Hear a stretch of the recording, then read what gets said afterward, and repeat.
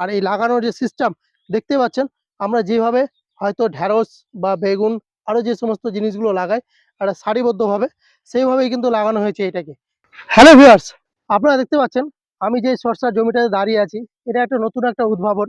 তা দেখেই কিন্তু আপনারা বুঝতে পারছেন কত উঁচু উঁচু সরষা গাছগুলো।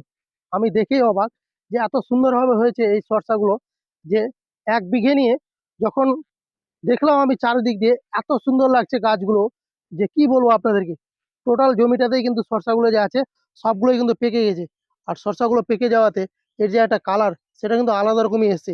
তো দেখতেই পেলেন আপনারা এই একটা ছোট্ট ভিডিওর মাধ্যমে কত সুন্দরই না লাগছে কিন্তু জমিটাতে। একদম এই জমিটার একদম চারিদিকে যখন ঘুরে দেখবেন আপনি, আর এত বড় বড় সাইজের শসাগুলো হয়েছে, আর দেখেই কিন্তু অন্যরকম একটা অনুভূতি পাওয়া যাচ্ছে। আপনারা এই চাষটা যদি পরবর্তীতে করতে চান, আপনারা আমাকে জানাবেন যে মামা এটা লাগিয়েছে, তার সঙ্গে আমি যোগাযোগ করেছি। এর পরবর্তীতে যখন লাগানোর একটা সিজন হবে, তখন কিন্তু আপনাদেরকে বীজ দিয়ে দেওয়া হবে।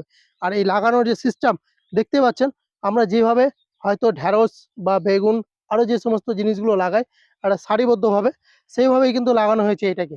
এত সুন্দর লাগছে দেখে না, কি বলবো আপনাদেরকে।